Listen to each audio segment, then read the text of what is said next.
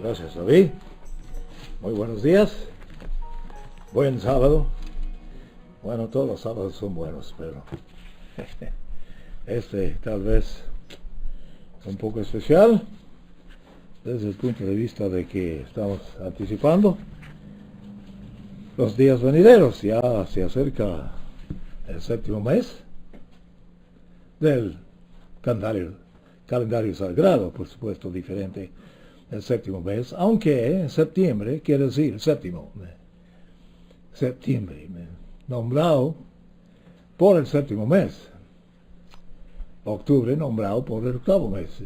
Noviembre para el noveno, etc. Pero realmente no es preciso, porque el calendario romano o gregoriano, el primer calendario romano se llamaba Juliana, y después vino el gregoriano. Pero esos calendarios fueron muy aproximados, no acercaron la precisión del calendario sagrado. Conozco que hay ciertas personas, como he mencionado, tal vez otros grupos de fe, de conocimiento de la Santa Biblia, de observadores de los días santos, observan los días santos a base del ¿cómo es que se llama?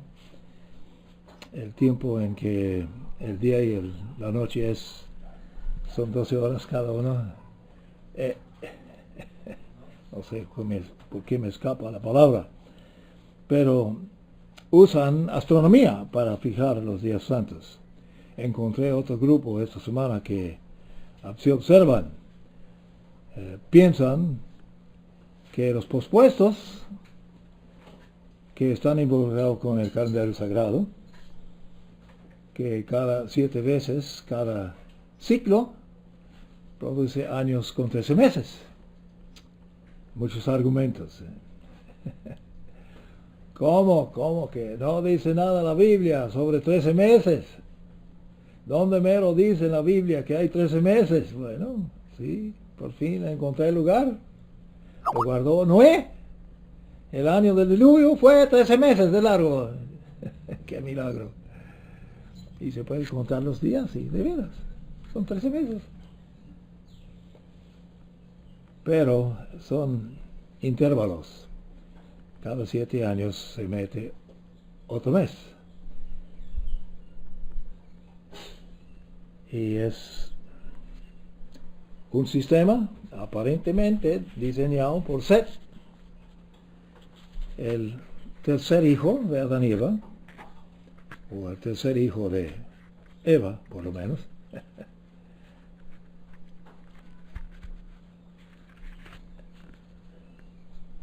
Que según la tradición judía, por lo menos, por eso están los años judíos en los 5.700,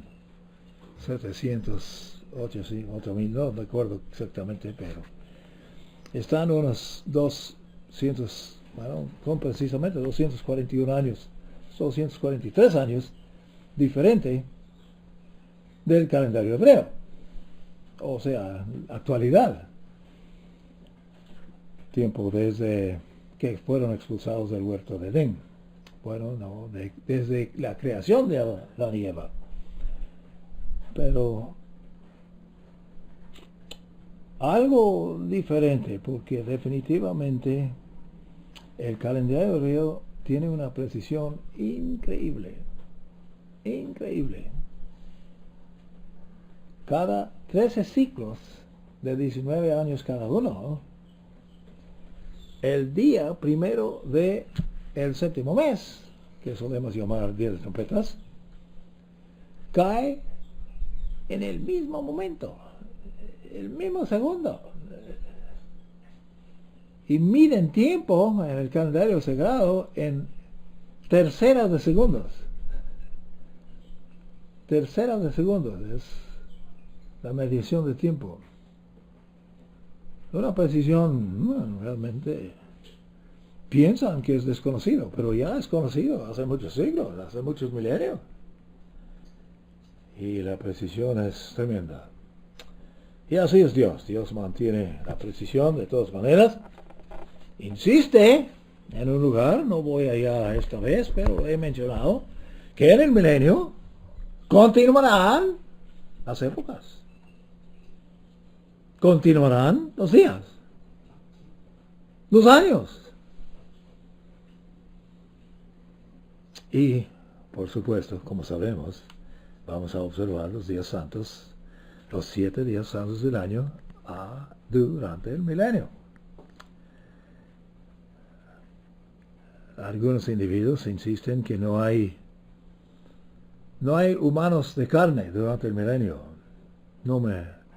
No estuve enterado de eso, pero hay un grupo que insisten que no, cuando regresa Jesús, ya no habrá carne.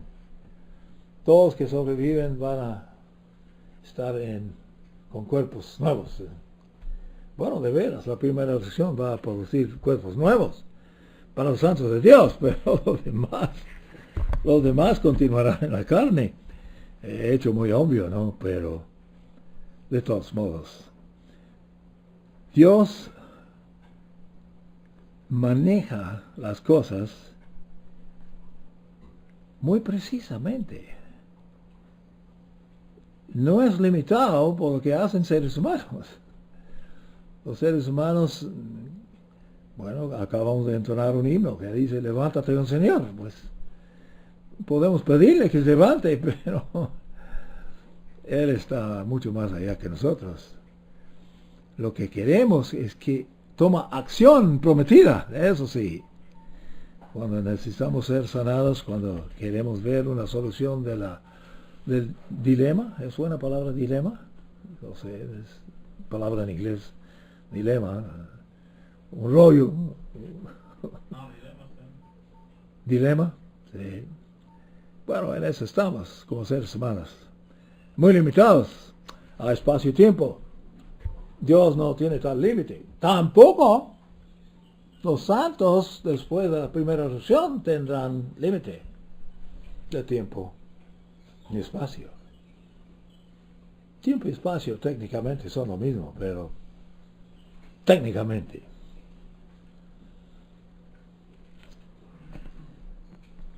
Se mide la distancia de aquí, por ejemplo, a la Luna en kilómetros, pero varía. Su órbita no es precisamente círculo, es más bien un óvalo y que varía y tiene sus vaivenes. La Luna no es tan preciso como es el Sol. Y por eso, midiendo tiempo por el Sol, es muy preciso. Midiendo tiempo por la Luna, muy impreciso. Inclusive se puede decir que cuando vemos periodos de tiempo medidos por lunas, tiene que ver con tinieblas.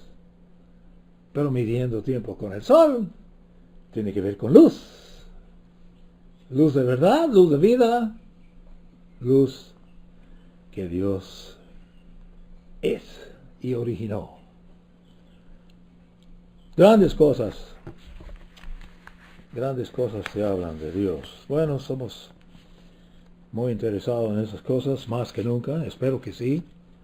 Espero que quieren profundizarse más y más en las santas palabras de Dios, porque es cosa que Dios es, como quien dice, es la carta del Padre a nosotros. De veras consiste de cartas, especialmente el Nuevo Testamento, consiste de epístolas, que son cartas. Pero también las escritas de los profetas, también son cartas de ellos. Fueron escritos y preservados como escritas. Y Dios procuró que se canoniza y preserva. Ay, ay, ay. Oh. Esto va a sonar todo el día, tengo que apagarlo. Aunque eso es miembro que está llamando, ¿eh? No sé por qué. Él está allí solo en Kansas. No está, no. Le he dicho varias veces que tengo servicios a esta hora, pero no se acuerda. Nosotros, de veras, que estamos enfrentando el fin de la edad, de veras, porque es un cambio de edad. La edad presente, mal, va a terminar. Inicia con el milenio. Milenio es corto, solo 1000 años. Relativo a las demás edades que Dios ha creado, posiblemente es más pequeño. Y algunos insisten que la edad presente realmente no termina hasta el final del milenio. Bueno, el milenio va a ser muy diferente, porque el planeta Tierra va a tener gobierno de Dios aquí en la superficie del planeta, no muy lejos, no gobernando del tercer cielo, no gobernando de Jerusalén, en el Medio Oeste, lugar escogido por Dios hace tiempo, mucho antes de que nació Cristo. Jerusalén fue seleccionado por el mismo que llegó a ser Jesús de Nazaret. Él escogió Jerusalén, es la capital del planeta para el milenio, y para el día de hoy, aunque lo que están tratando de impedir los enemigos de Dios, los enemigos de Jesús, los enemigos nuestros, quieren impedir que se establece nada en Jerusalén. Por eso colocan sus pueblos y meten cosas para prohibir que ese evento vendrá. Infiltran. Interesante, un dicho, dice que todas las cosas buenas que han pasado en el mundo con poco tiempo son infiltrados. El antiguo Israel empezó bien, pero fue infiltrado. La iglesia fue formada al principio, fundado con el Santo Espíritu bajando de los cielos y entrando en todos. Yo creo que el número de gente fue aproximadamente 120, dice. Tal vez fueron 119, pero 120 gente reunidos para el día de Pentecostés, en el lugar donde se reunieron. Pero cayó el Espíritu Santo y allí fundó, suelen pensar, fundó la iglesia de Dios, la iglesia de Cristo, la iglesia que ha continuado hasta el día de hoy. En varias formas, pero fue infiltrado rápidamente. Dentro de menos de siglo, yo creo que fue infiltrado, ya que lo fundó alrededor del año 31 o 30 de esta era, año 30 del primer siglo. Y para los años 50, ya estaban matando a los apóstoles. Habían infiltrado de tal manera que Pablo encontró que tenía enemigos. Ya se citó don Armando Hechos 20. Muy interesante capítulo. Se ve la oposición y profetizó precisamente el apóstol Pablo lo que iba a pasar ahí en Efesios. Mire, el mero lugar donde se reunieron todos los ancianos. Anunció de antemano lo que iban a hacer esos ancianos.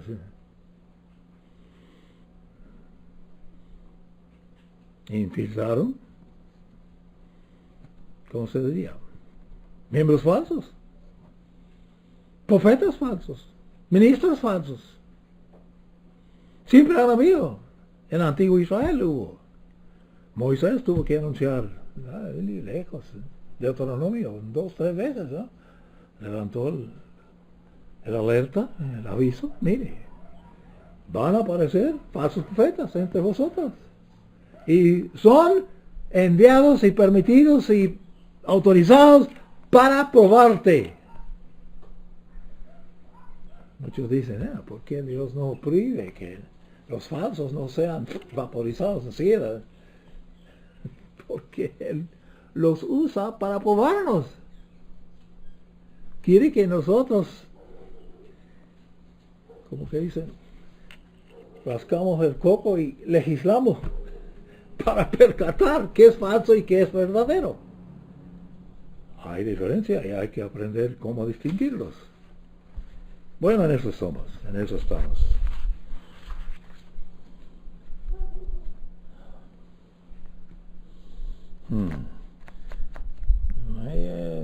No sé dónde empezar. Vamos a empezar en Romanos 9, si quieren. Quisiera tocar un tema que no voy a lograr completar, pero tal vez ocuparé 2 semanas, pero Romanos 9, el libro legal del Nuevo Testamento. Se puede comparar Romanos con Deuteronomio en el Antiguo Testamento, reiterando la ley. Es un libro legal, aunque es una carta que escribió el apóstol Pablo a los romanos, a los latinos. Fue específicamente diseñado para entregar a los latinos, los que hablaban latín. Aunque lo escribió en griego,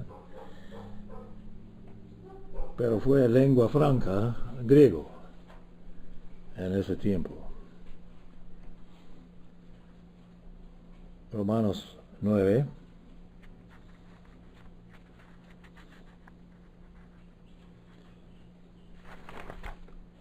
Bueno, vale la pena introducirlo. Vamos a empezar en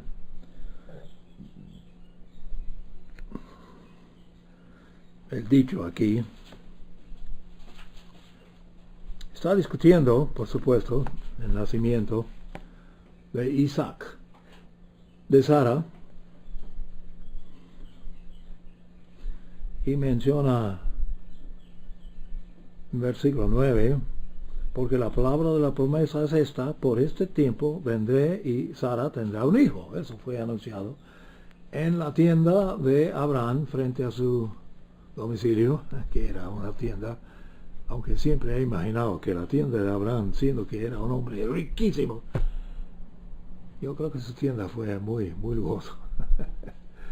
muy lujoso, muy bien aislado y excelente cortinas y alfombras y bien preparado, cómodo, invierno y verano. Pero visitó 2 ángeles con el Eterno, el mismo Dios eterno, y anunció que Sara tendrá un hijo. Y dice el apóstol Pablo, y no solo esto, sino también cuando Rebeca concibió de un hombre, de Isaac, nuestro padre, porque supuesto, el escritor es Pablo, que fue Saulo, que fue benjaminito, israelito. Pero anunció el mismo creador, cuando Rebeca concibió a un hombre, y aunque todavía no habían nacido sus hijos, porque Rebeca, como sabemos, tuvo gemelos, ¿no?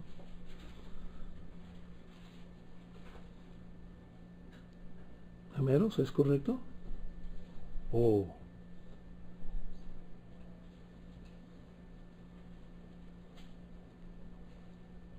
Sí, fueron gemelos. No fueron idénticos, así que no fueron cuates, pero 2 hijos gemelos. Dio a luz uno, después dio a luz otro. Rebeca. Pero anunció de antemano, aunque todavía no habían nacido sus hijos, ni habían hecho ni bien ni mal,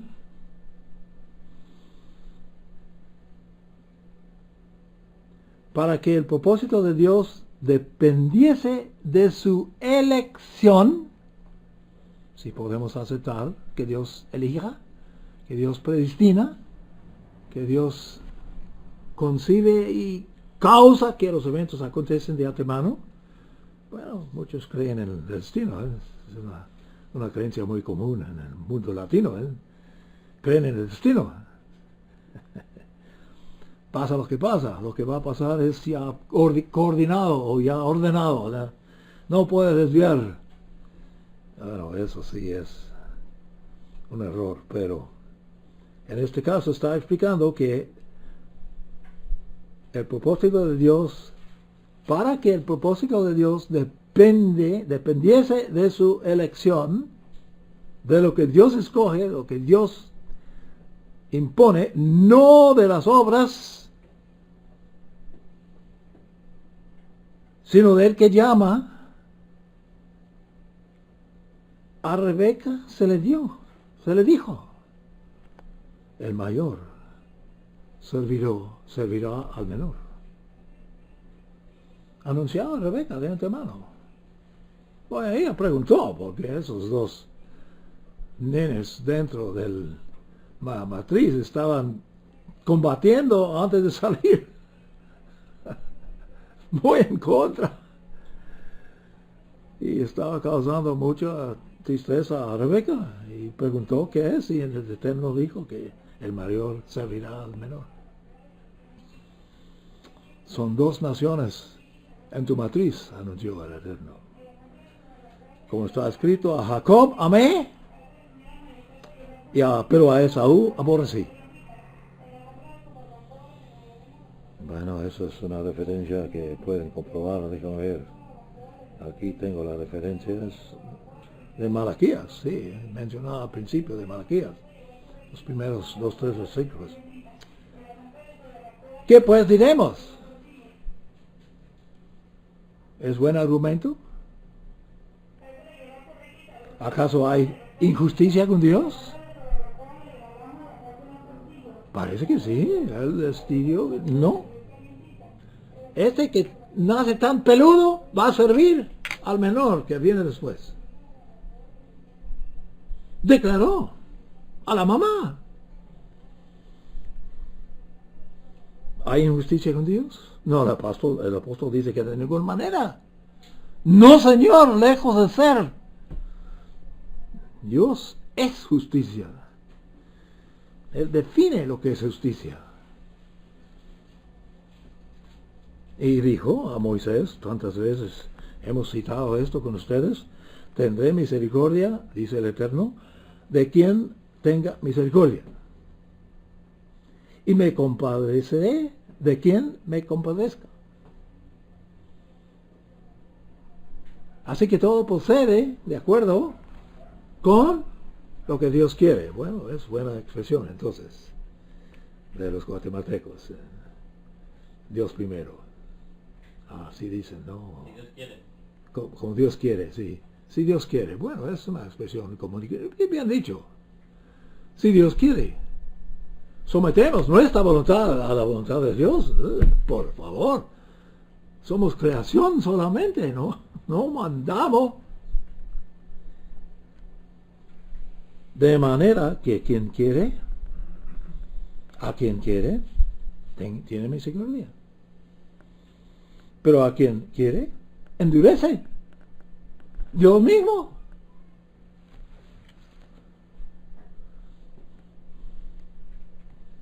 Luego me dirás, está argumentando técnicamente como un buen abogado, el apóstol Pablo. Luego me dirás, ¿por qué todavía inculpa? Entonces, nadie tiene culpa. Dios determina todo. Entonces, ¿qué culpa podemos tener? ¿Es lógico? A cierto grado, sí, claro. ¿Por qué? Porque ¿quién ha resistido a su voluntad? Antes que nada, oh hombre, ¿quién eres tú para que contradigas a Dios? ¿Quién eres tú? ¿Quién te crees? Fue esa expresión. Yo creo que fue en una cine de Cantinflas hace muchos años. Un dicho de Cantinflas. ¿Quién te crees? ¿Mickey Rooney? Tremenda cosa. ¿Quién te crees para contradecir a Dios? Dirá el vaso formado, oh, eso es muy diferente, al que lo formó. ¿Por qué me hiciste así? Oh, hay mucho de eso. Oh, sí, los homosexuales insisten que no, Dios me formó así. No tengo ninguna culpa. ¿Dicen la verdad? No, es mentira. O no tiene autoridad el alfarero sobre el barro para hacer de la misma masa un vaso para uso honroso y otro para uso común. ¿Somos entonces puro barro? A la verdad. Por eso somos sujetos a tiempo y espacio. Sí tenemos vida. Es vida muy temporal, pero es vida. Dios es autor de vida. Y vida es luz.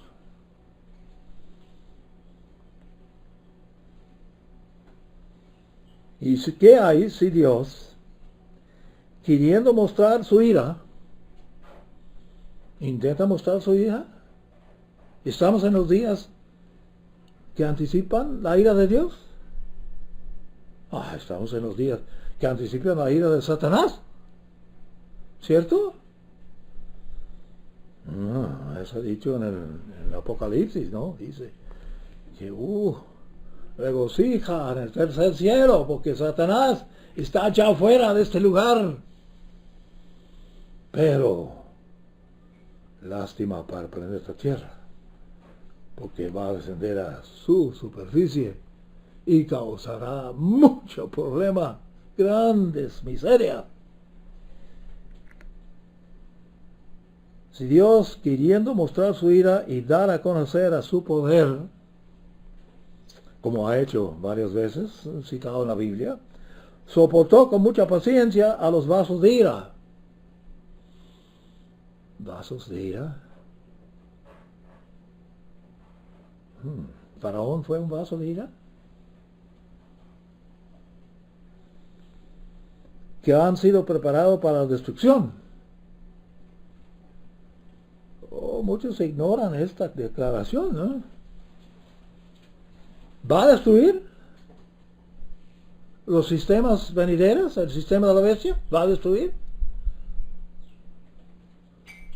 ¿Hubo destrucción la semana pasada? Bueno, vieron. Tal vez más bien, ¿cómo se dice? Presentado por los servicios videos, esta tormenta que entró en Texas, que otras antes. Extraordinaria. Superpusieron sobre el ojo, que se veía el ojo del satélite, y superpusieron el mapa debajo. Y se veía, yo pude ver la ciudad de Rockport, Puerto Alegre, donde la casa de mi tío, que fue nivelado, pasó el ojo precisamente sobre esa vecindad de él. Bueno, eso nunca había visto, ¿eh? Se veía en televisión.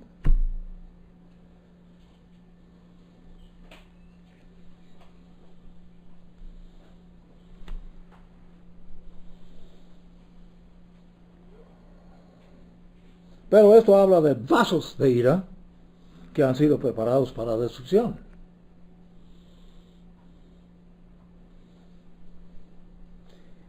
¿Y qué hay? Si Él hizo esto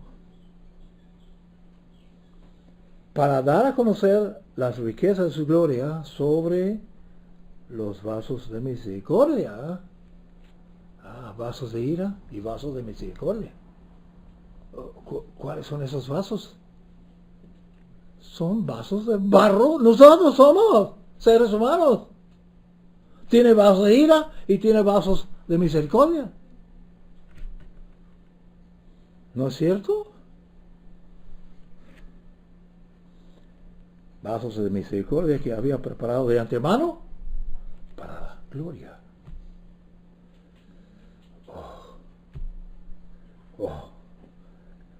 Eso es tremendo.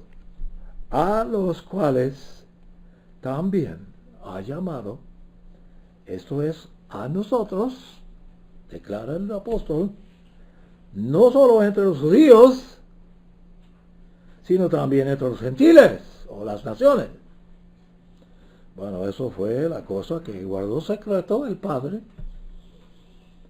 por siglos, desconocidos en antiguo Israel, desconocido en antiguo Judá, desconocido por los judíos en los días de Jesús. Bueno, Jesús sabía, pero los demás no sabían. ¿Qué tenía que hacer Dios para convencer a Pedro que había de visitar en una casa de gentiles? Tuvo que darle un sueño tan realística que el pobre... ¡Wow! Porque pensó que no es posible. Pero sí es posible, es un secreto guardado por Dios, pero revelado a este apóstol, y por eso discute esas cosas. Bueno, quisiera llegar aquí un poco adelante, un versículo en particular, como también en Oseas, Oseas, profeta de Dios, que tal vez tocamos un poco más. Al que no era mi pueblo, llamaré pueblo mío. Y a la no amada, llamaré amada. Y será que en lugar de donde se les dijo, vosotros no sois mi pueblo, allí serán llamados hijos del Dios viviente. Bueno, citando a Oseas, creo que es 2:23.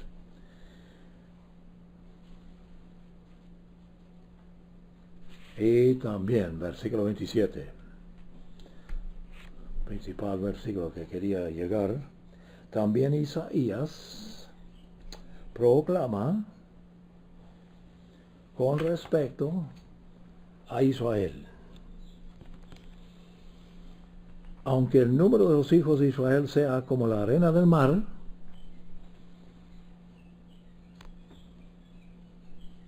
el remanente será salvo.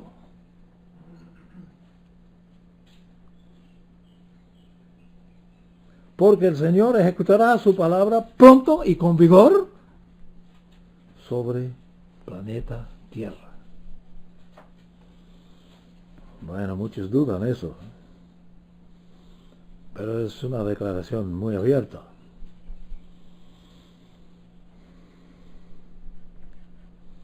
Y como dijo antes Isaías, déjame ver si tengo la otra cita. Ese primero está en Isaías 10. Y la segunda cita está en Isaías 1:9.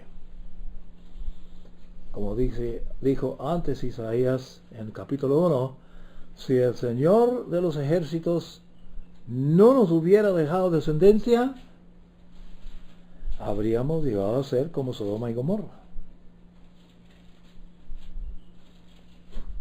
que no tuvieron descendencia. Se acabó ya la luz de vida y enteramente fueron aniquilados en un solo día, hecho polvo, hasta el adobe, el ladrillo hecho polvo. Wow, grandes cosas. Grandes cosas. ¿Qué sentencia tiene Dios?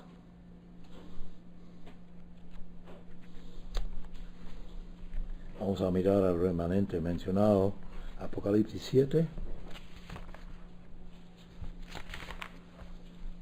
Si nos interesa el remanente. Apocalipsis 7 trata de ¿qué? De 244,000. ¿Y de quiénes son los 144,000? 12,000 de cada tribu. 12 tribus, 144. 12 docenas son 144.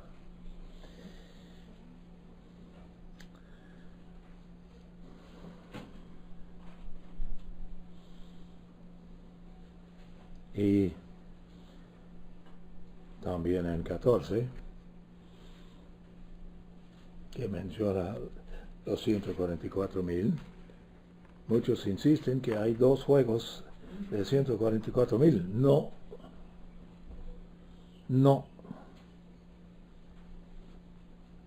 Pero lo que dice, cuando son mencionados segunda vez, déjame ver si me toca la referencia. Sí, lo importante de esto es, al principio del capítulo 14, Apocalipsis, miré y he aquí el Cordero de pie sobre el monte Sión. De pie. Y con él estaban los 144,000 que tenían su nombre y el nombre de su Padre escrito en sus frentes. ¿Sabemos lo que quiere decir eso? ¿Sabemos lo que quiere decir la marca de la bestia en la frente? Discutiremos eso un poco más en otra ocasión, tal vez la semana que viene, Dios mediante. Oí una voz del cielo como estruendo de muchas aguas y como la voz de un gran trueno. Y la voz que escuché era como de arpistas cuando tocan sus arpas. Eran bellas armonías. Y ellos, esos 144, es un coro muy grande, 144,000. De veras, que un coro de 100 es su estruendo. Imagínate 144,000 cantando en un coro. Ellos cantan un himno nuevo delante del trono. Y en presencia de los 4 seres vivientes. ¿Quiénes son los 4 seres vivientes? Los seres vivientes que portan el trono portátil. Ezequiel 1, Ezequiel 10, descrito en detalle. Y también en presencia de los ancianos. ¿Cuántos ancianos? 24. Nadie podía aprender el himno. Solo esos 144,000, quienes habían sido redimidos de planeta Tierra, seres humanos, convertidos, redimidos y convertidos. Bueno, dice mucho ahí, no iba a ese detalle con ustedes, pero quisiera mencionar esas referencias. Y vamos a brincar a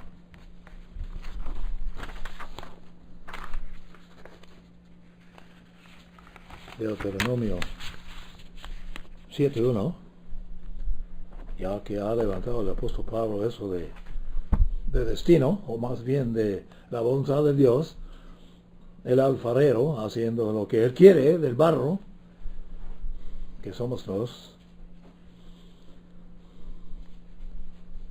Deuteronomio 7:1.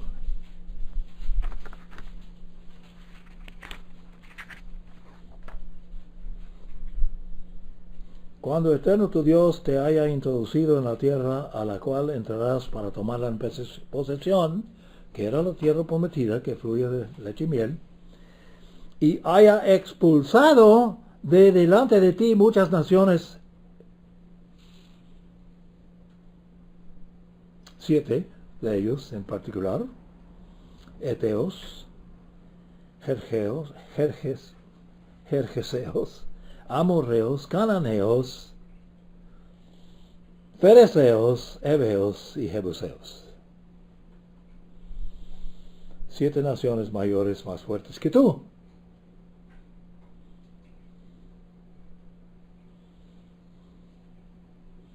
Cosa que hizo Dios. Bueno, realmente lo logró a cierto grado. No completamente los expulsó, y ahí entraron muchos problemas. Y Hechos 13 también menciona el mismo evento. Pero el requerimiento de Dios para esos israelitas, bajo el mando de Josué, era que destruyeran todas esas 7 naciones. No solamente a ellos, sino a todos sus niños, a todos los animales.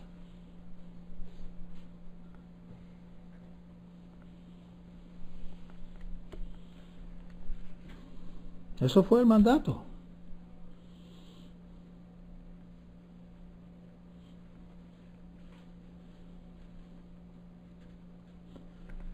Dios no hubiera podido expulsar esas naciones sin que lo hicieran los israelitas.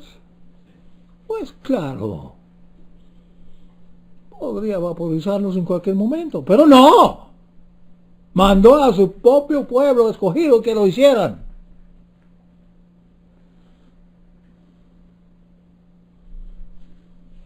Apuntó el ejército de Israel para hacerlo.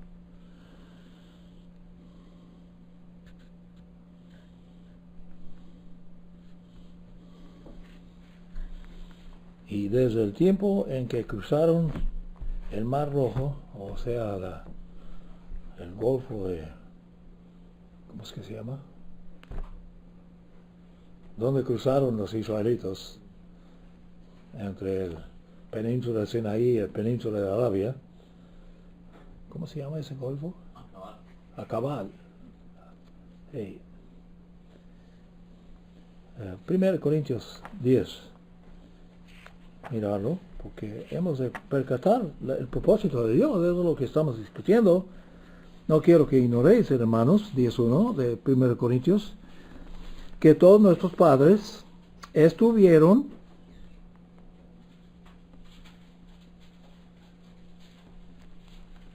¿cómo? Está escribiendo a Corintios, griegos. Pero les dice, no quiero que ignoréis, hermanos, que todos nuestros padres, ¿de quiénes fueron los padres que cruzaron el mar? Abriéndolo Dios frente a Moisés. Fueron los 12 tribus. Nuestros padres estuvieron bajo la nube, y que todos atravesaron el mar. Todos en Moisés fueron bautizados en la nube y en el mar. Todos comieron la misma comida espiritual. Oh, ¿qué es comida espiritual? ¿Hay que digestionarlo? ¿Sabe bien o sabe mal? ¿Tiene que forzarse a comer comida espiritual?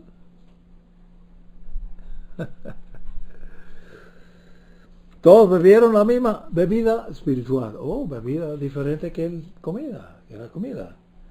Porque bebían de la roca espiritual que los seguía. Y la roca era Cristo. ¿Podemos creer el apóstol? ¿Está escribiendo basura? Sin embargo, Dios no se agradó de la mayoría de esos 12 tribus, pues quedaron postrados en el desierto. ¿Por qué quedaron postrados en el desierto? Todos mayores de 20 años perecieron en 40 años. vagando en el desierto. A propósito, el desierto que cruzaron era toda la parte sur de Arabia. Tengo una DVD de la prueba, muy interesante. Espero que David pueda reproducirlo, aunque es preparado en inglés. No sé si hay traducción de ello, pero muy interesante.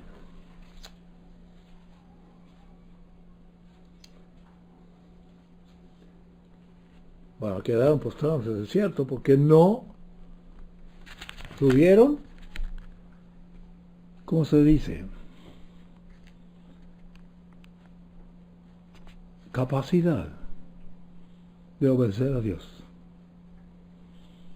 Mandaron los espías, se enteraron de los gigantes, y no podemos. Bueno, 10 de ellos, 10 de los 12 espías hicieron mal reporte, pero 2 de ellos, no, sí podemos. Pero la mayoría de la gente negaron de hacerlo y por eso postraron en el desierto. No agradaron a Dios por no dedicarse al empeño que Dios había mandado. ¿Es peligroso? Bueno, yo diría que si Dios te elige, te llama, te da con qué y te manda que haces cierta obra y no lo haces por puro temor,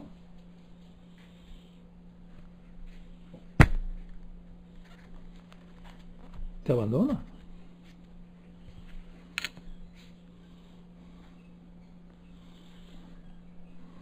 Se hicieron cobardes.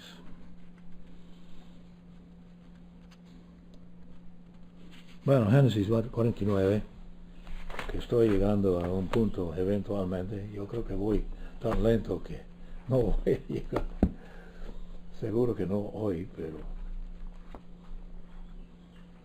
Génesis 49, muy familiar, pero muy buen territorio a considerar, especialmente considerando que somos, por lo general,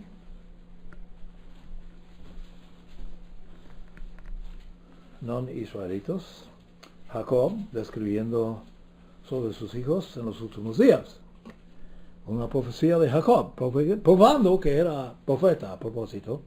Jacob fue profeta. Esaú no, pero Jacob sí. 49, empezamos en el versículo 8. Judá, tus hermanos te alabarán. Bueno, Judá fue uno de los 12 hermanos. El cuarto, hijo de Lea. Pero declara a Judá, su padre y profeta, tus hermanos te alabarán.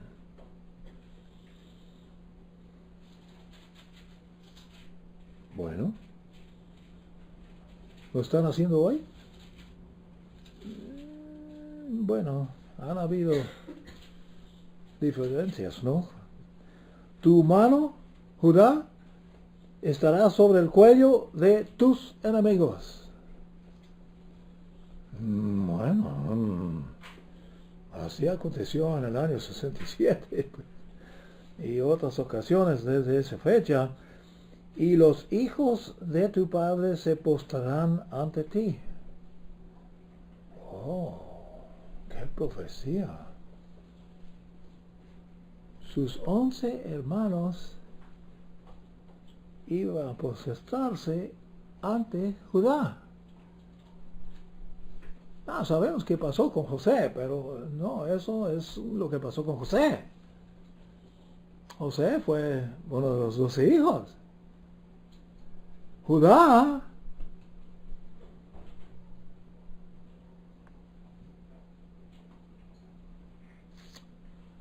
es extensiva esta declaración sobre Judá. ¿Eres un cachorro de león? Oh Judá, ¿vuelves de cazar? Hijo mío, se agacha y se recuesta cual león. Y como leona ¿quién lo despertará? El cetro no será quitado de Judá, ni la vara de autoridad de entre sus pies, hasta que venga Silo. Tremenda profecía. Y le obedecerán los pueblos.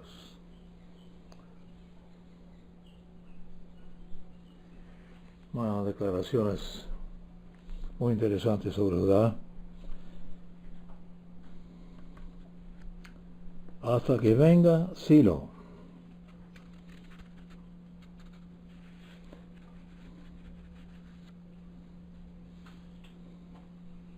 Silo, ¿dónde me lo queda Silo? ¿Saben? El original Silo, donde quedaba el tabernáculo que edificaron en el desierto en ruta a la tierra prometida, Silo, donde Eli, el sumo sacerdote, tenía sus dos hijos que se comportaron tan mal. Silo, es en territorio de Efraín, en el norte de Palestina. Ahí quedaba. Interesante lugar.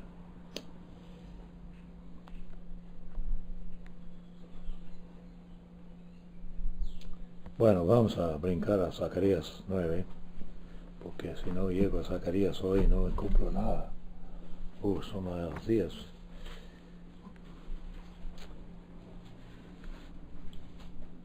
Zacarías 9.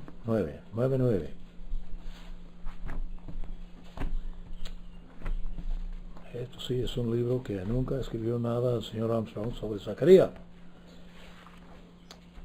Bueno, no digo nada, pero no escribió ningún libro especial sobre Zacarías. Y admitió que no lo entendía. Alégrate mucho, oh hija de Sión.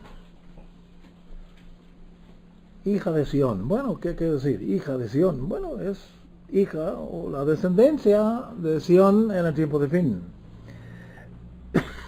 Perdón. Con permiso. A ver si hay algún...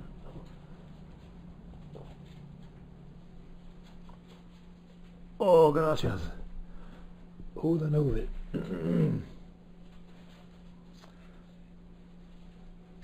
Da voces de júbilo, oh hija de Jerusalén, aquí tu rey viene a ti justo y victorioso. Viene a ti justo y victorioso, humilde y montado sobre un asno.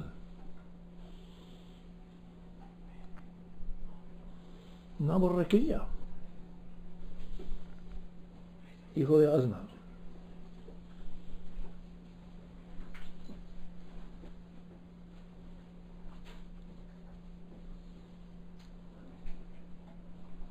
Destruiré los carros de Efraín. Oh, Efraín mucho más bien armado que Judá. Hoy día.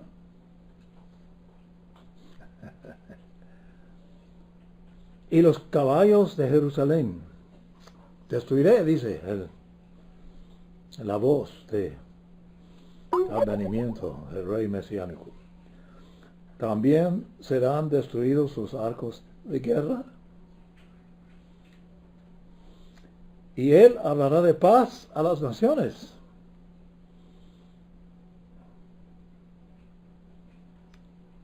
Este rey es rey de reyes. Pero llegará y hablará de paz a las naciones. Su dominio será de mar a mar, desde el río hasta los confines de la tierra. Río Éufrates hasta el Atlántico.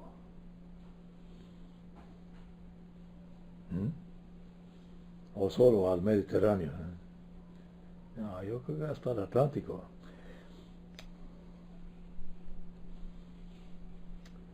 Bueno, grandes cosas se hablan. Pero quisiera agregar otro versículo aquí. Destruiré los carros de Efraín y los caballos de Jerusalén. También serán destruidos los arcos de guerra y hablará de paz este rey de reyes. Su dominio, verso 11. Y a ti también por la sangre de tu pacto libertaré a tus prisioneros de las cisternas sin agua.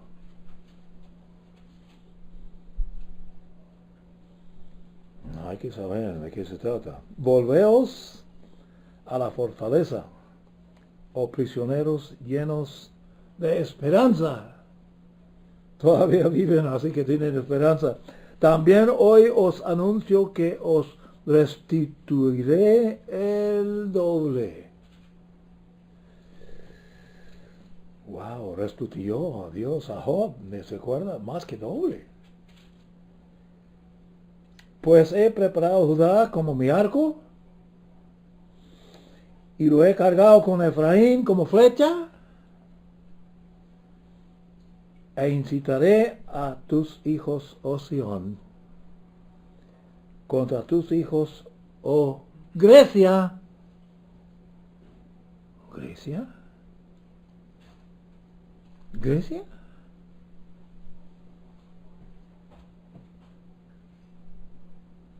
¿En el tiempo de fin? ¿Grecia?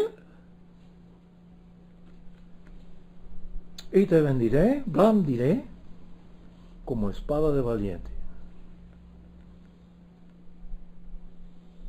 Eterno será visto sobre ellos, sobre esas fuerzas de Grecia, sobre esos hijos de Grecia. Y su flecha, dice, su flecha, habla de la flecha del Eterno.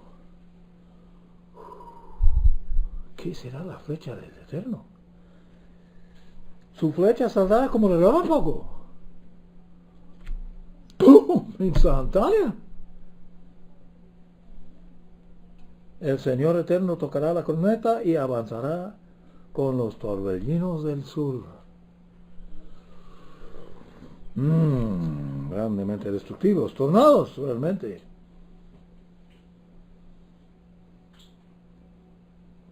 Bueno, esto está describiendo una victoria increíble, con que empieza el milenio, con lo que empieza el rey venidero, el Mesías.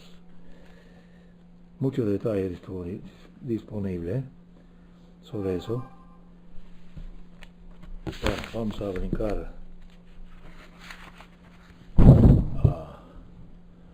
bueno, esta mención en Lucas. Wow, mucho en Lucas.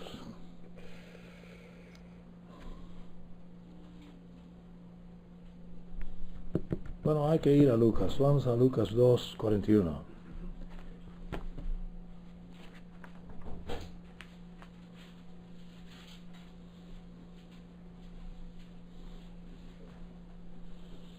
Evento que parece relativamente inocente. Iban sus padres de Jesús todos los años a Jerusalén. Todos los años. Aunque se habían mudado al norte, a Nazaret, pues siempre viajaron al sur, a Jerusalén, para la fiesta de la Pascua. Cuando cumplió 12 años Jesús, subieron ellos a Jerusalén conforme a la costumbre de la fiesta primavera. Una vez acabados los días de la fiesta, que fueron 8 días, bajaron para Pascua y después 7 días de panes. Mientras ellos volvían, el niño Jesús se quedó en Jerusalén. Bueno, hemos visto eso. Y sus padres no lo supieron porque bajaron de Nazaret con un grupo grande de gente, con toda la congregación, y volviendo no se notaron. Los demás hijos, hermanos de Jesús y sus 2 hermanas, yo creo que tuvo más que 2 hermanas, pero por lo menos 2 hermanas tenía, todos viajaron y no notaron que no estaba Jesús. Suponiendo que él estaba en la caravana, fueron un día de camino y le buscaban entre los parientes y los conocidos. No le encontraron inmediatamente con el grupo, pero pensaron que estaba con otros. Como no la encontraron, después de un día de viaje, volvieron a Jerusalén, buscándole. Era el primogénito. Y los dos, padre y madre, José y María, estaban muy conscientes de quién era su hijo. Habían reconocido temprano, la primera vez que le llevaban al templo. Vieron cosas sorprendentes. Aconteció que después de 3 días, imagínate, todavía mucha gente moviendo la ciudad del centro, le encontraron en el templo, sentado en medio de los maestros, escuchándoles y haciéndoles preguntas. Y todos los que le oían, este joven de 12 años, se asombraron de su entendimiento. ¿Cómo que se asombraron de su entendimiento? Bueno, en primer caso, fue por lo menos bilingüe. Yo creo que habló mucho más que hebreo y arameo. Yo creo que Jesús entendió griego, entendió latín, era multilingüe como el apóstol Pablo.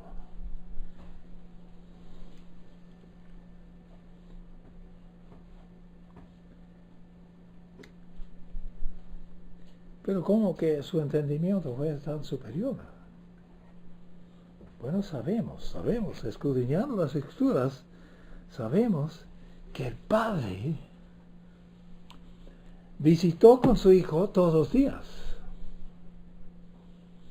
en privado, y le dijo de antemano lo que iba a hacer. Le dijo, explicó cómo comportarse en esta situación, otra situación.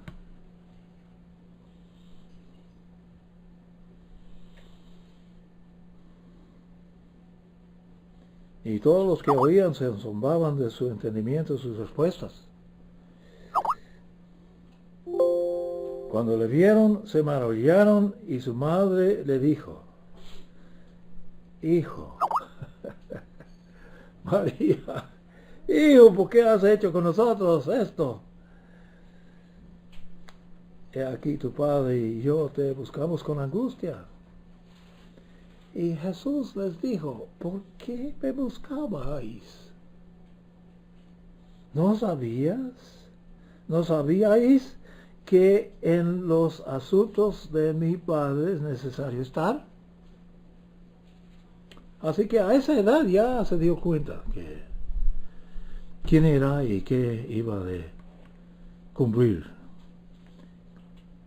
Ya estaba cumpliendo las cosas escritas sobre el rey venidero.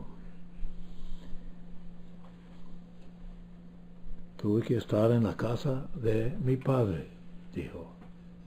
No sé si lo dice en esta versión, tal vez en otro lugar. Yo creo que aquí no lo dice.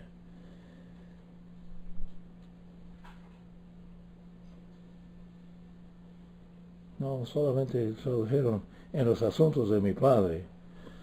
Solo dice aquí, pero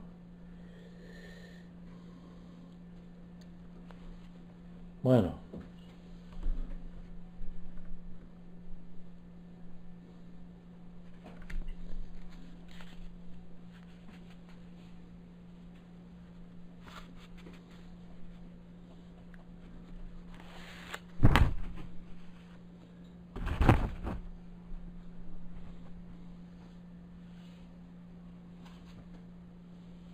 Vamos a ver a Daniel 2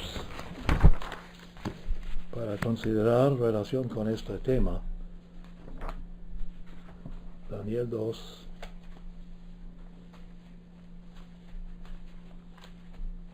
Dos 26 creo que es.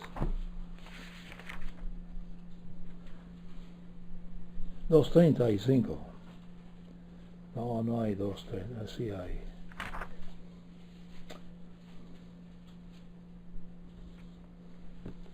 Oh, sí, es describiendo el evento. Es importante que percatamos esto porque es futuro.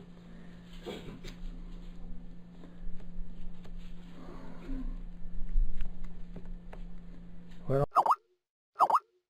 en sus pies de hierro y barro cocido. Y los desmenuzó. Entonces, esto es lo que el mundo no sabe, ni siquiera los comentaristas de Daniel, pero así es. Entonces se desmenuzaron también el hierro, el barro cocido, el bronce, la plata y el oro en el mismo evento.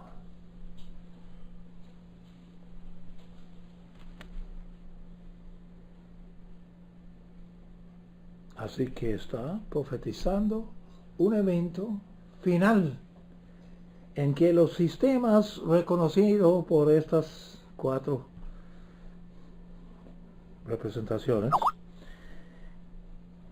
van a ser destruidos en un solo golpe. Un evento. El viento los llevó y nunca más fue hallado su lugar. La piedra golpeó la estatua, se convirtió en una gran montaña y llenó toda la tierra. Bueno, sabemos que está hablando del reino venidero, pero estarán lo que representa estas 4 metales. Bueno, sí, son 4 metales, fierro y arriba, en un solo evento.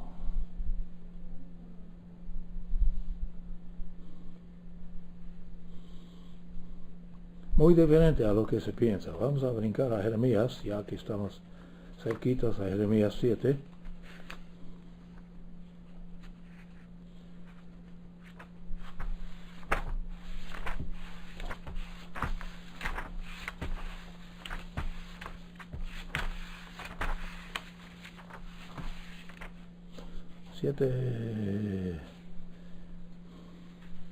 Siete 12.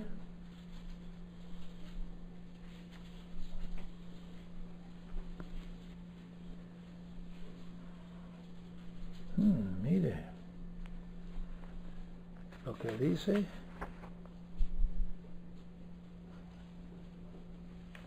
Está hablando de la confianza en el templo. Id pues a mi lugar que estuvo en Silo. Precisamente el lugar del centro de adorar, donde Eli era el sumo sacerdote y donde empezó su servicio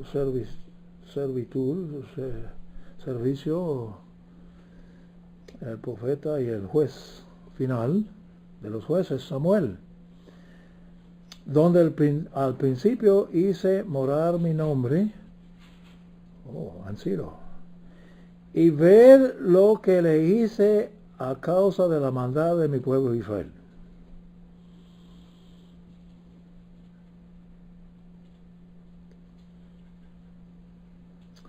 Ahora pues, dice Eterno, por cuanto habéis hecho todas estas obras, y a pesar de que os hablé persistentemente, no escuchasteis, y cuando os llamé, no respondisteis. Por eso, como dice Asilo, haré a este templo, que es llamado por mi nombre, que fue actualmente en el tiempo de Jeremías el templo de Salomón, el original templo de Salomón, en el cual confiáis a este lugar que os di a vosotros y a vuestros padres. Y os echaré de mi presencia, como eché a todos vuestros hermanos y a toda la descendencia de Efraín.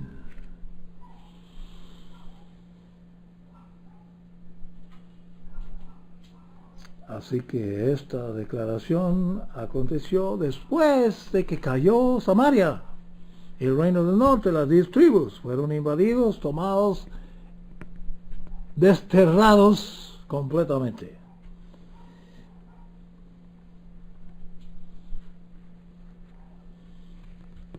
Y dice que va a hacer lo mismo con Judá en el sur. Por estas razones. Bueno, definitivamente sabemos que los profetas de Dios son enviados y enseñados por Dios. No porque graduaron de un seminario son cualificados.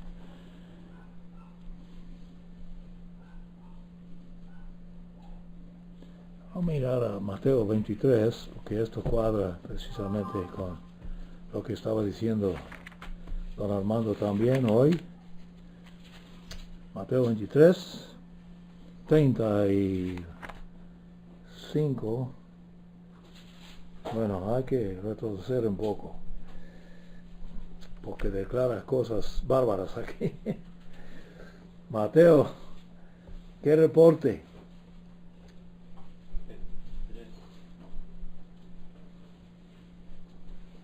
Ay de vosotros, escribas y fariseos, hipócritas. ¿Cuántas veces lo dice? Varias veces.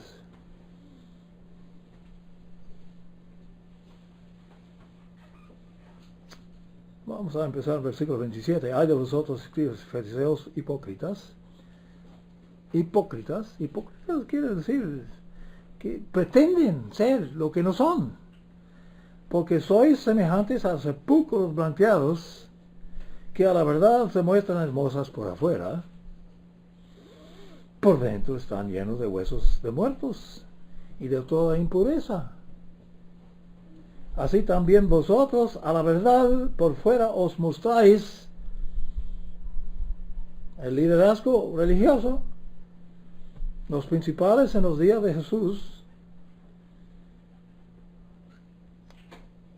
Mostráis justos a los hombres, pero por dentro estáis llenos de hipocresía y iniquidad.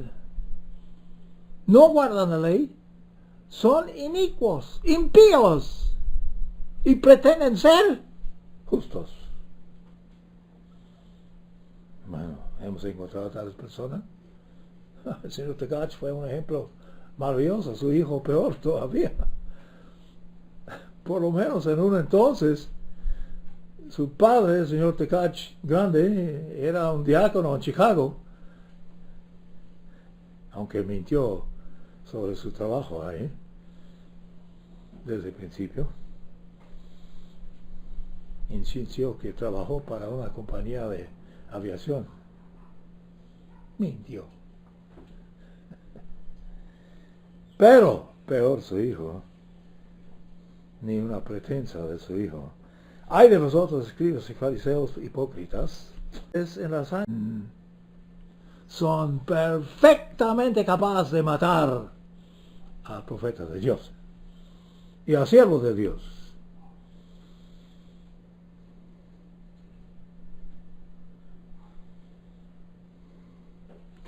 Pero eso es Jesús hablando. Así dais testimonio contra vosotros mismos de que sois hijos de aquellos que matan a los profetas. Hijos de ellos son.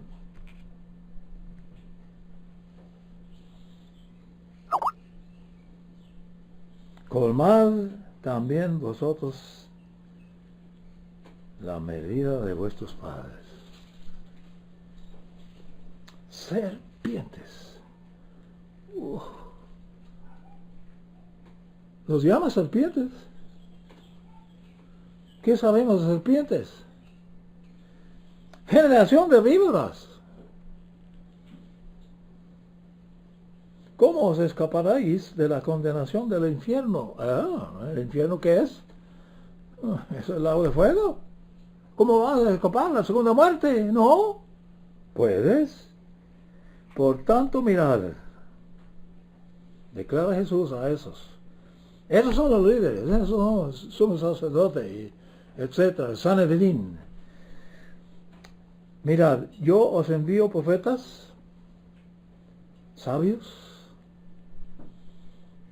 y escribas, muy educados, muy bien preparados. Y de ellos a unos mataréis y crucificaréis. Tendré algo que decir sobre crucificaréis a propósito. Crucificaréis fue un modo de ejecutar de los romanos.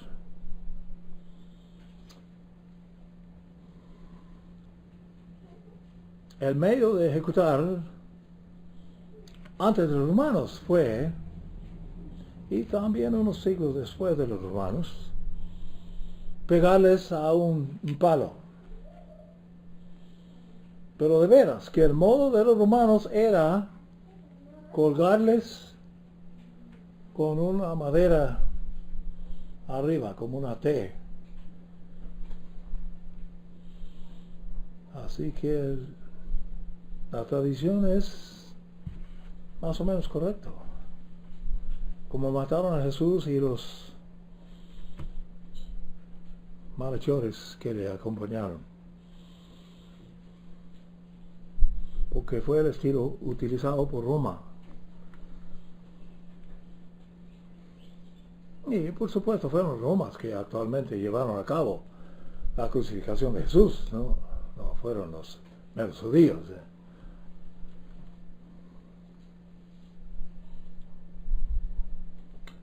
Y de ellos unos mataréis y crucificaréis, y a otros azotaréis en vuestras sinagogas, vuestros centros de alabar a Dios, de reunir los sábados, de tener servicios, y los perseguiréis de ciudad en ciudad. De manera que, declara Jesús, esto reveló cosa muy grande aquí, que no fue conocido antes. De manera que venga sobre vosotros la sangre justa que se ha derramado sobre la tierra. Desde la sangre del justo Abel. Abel.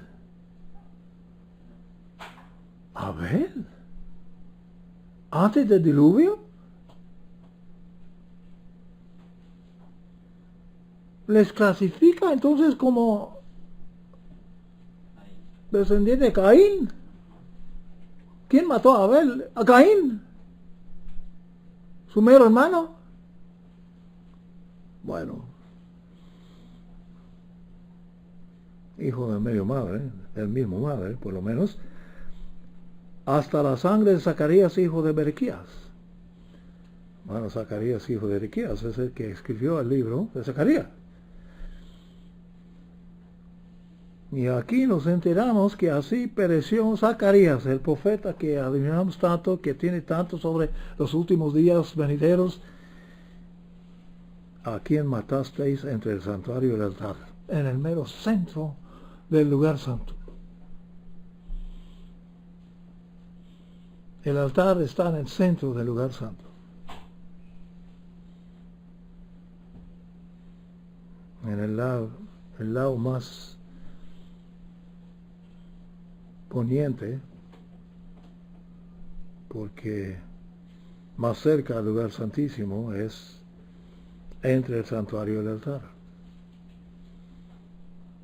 De cierto os digo, declara Jesús a estos oyentes, que todo esto recaerá sobre esta generación. Esta generación. Bueno, la generación dura ¿cuánto? Algunos dicen 40 años. Hay mención de una generación de 120 años, tratando de antiguo Israel, en el tiempo de Abraham, O se puede decir que una generación es 80 años. Lo importante es que dentro de cierto tiempo, después de que regresa el pueblo de descendencia de Jacob a Jerusalén, vendrá Jesús. Regresará Jesús. ¿Cuántos años han pasado desde 1967? 50.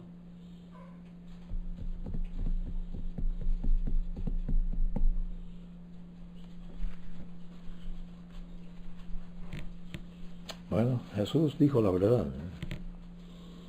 Veremos qué quería decir que esta generación. Está hablando de la última generación, pero por lo general, una persona llega a conocer algo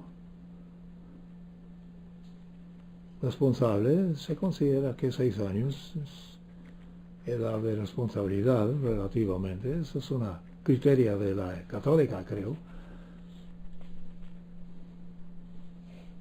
No sé, de varios cultos, varias culturas tienen diferentes edades que usan para criterio, pero si decía 6 años, añade 80 años a 6 años,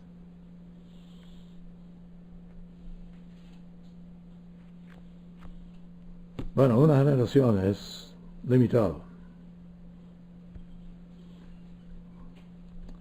Bueno, hay tanto sobre Oseas. Voy a mencionar algo sobre Oseas, por lo menos. Vamos a Oseas 7. Ya precisa, ¿no? Podemos empezar en Oseas, por lo menos. Oseas 7 y tal vez un poco de 10. Porque es un profeta específicamente enviado a Efraín. Y Efraín está muy involucrado en los últimos días, ¿no? Efraín y Judá. No fuimos a esa parábola sobre los dos callados, pero se acuerda, ¿no?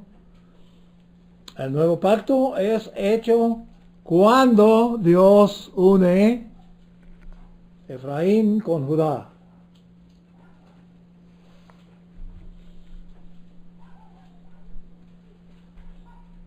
Según Jeremías 31. Muy específico. Vamos a ir a más detalle con eso en un futuro. Aquí en el capítulo 7 de Oseas. Dije 7, ¿no? ¿Dónde lo tengo? 7:9. Bueno, Efraín se mezcla con los pueblos, dice en versículo 8. Efraín es como una torta, a la cual no se le ha dado vuelta. Parece bien un lado, pero el otro lado no es cocido, no es completo. Los extraños han devorado sus fuerzas de Efraín, pero él no se da cuenta. Está lleno de enemigos, pero no se dan cuenta. Está lleno de gentes que quieren tumbar el país, pero no se da cuenta. Aún las canas se han esparcido sobre él, pero no se da cuenta. La soberbia de Israel testifica contra él en su propia cara. Con todo eso, no se ha vuelto a eterno su Dios. Inició conociendo su eterno su Dios, pero ya no. No reconoce que se ha vagado de él. Ni lo ha buscado, mucho menos. Efraín ha sido como una paloma, incauto y sin entendimiento, llamando a Egipto y acudiendo a Siria. ¿Es precisa esta profecía hoy día? Sabiendo quién es Efraín, pues, cuando vayan, extenderé sobre ellos mi red, dice el Eterno, y los haré caer como aves del cielo. Los atraparé al escuchar su ruido la bandada en descenso. ¡Ay de ellos! Porque se apartaron de mí, dice Eterno. Destrucción sobre ellos. Por ejemplo, la última semana, porque contra mí se rebelaron. Bueno, algunos insisten que Rusia causó que el huracán in sitio y no se movía por una semana. Bueno, tengo mis dudas. Yo los redimiría, pero ellos hablan mentiras contra mí. No claman a mí en sus corazones, cuando gimen en sus camas, no. Por el trigo y el vino amotinan y se rebelan contra mí. Aunque les instruí, les fortalecí sus brazos, ellos traman el mal contra mí. Declara el Eterno. Bueno, por medio de Oseas, a ese pueblo, Efraín. Se vuelven, pero no al Altísimo. Son como arco que falla. Sus dirigentes caerán a espada por la furia de su lengua. Esto será su escarnio en la tierra de Egipto. ¿En la tierra de Egipto? ¿Egipto? ¿Efraín encarcelado otra vez en Egipto? Bueno, lo dice. ¿Es Egipto espiritual o es Egipto actual? Bueno, dice más sobre él en capítulo 10. Vamos a brincar al último de 10. 10:11. Aunque todo el capítulo trata, pues aquí 10:11 dice: Efraín era una vaquilla domada de la que le gustaba trillar. Yo puse yugo de bondad sobre su cuello. Yo haré llevar el yugo a Efraín. Judá arará y Jacob abrirá sus surcos del campo. Sembrad para vosotros justicia y segad lealtad. Abrió surcos porque es tiempo de buscar al Eterno hasta que venga y haga llover justicia para vosotros. Habéis arado impiedad, que sobre abunda. Habéis segado injusticia. No lo he mencionado mucho. Bueno, no solamente ahí, en el mundo entero están segando injusticia. Sus centros, sus palacios de justicia son palacios de injusticia. Lo produce en masa. Y habéis comido fruto de mentira. Porque confiaste en tus caminos, en la multitud de tus valientes. Por tanto, en tus pueblos se levantará alboroto. Y todas sus fortalezas serán destruidas. ¿Cómo? Como Salmán destruyó a Bet Arbel en el día de la batalla, cuando las madres fueron estrelladas junto con sus hijos. Así será con vosotros, oh casa de Israel.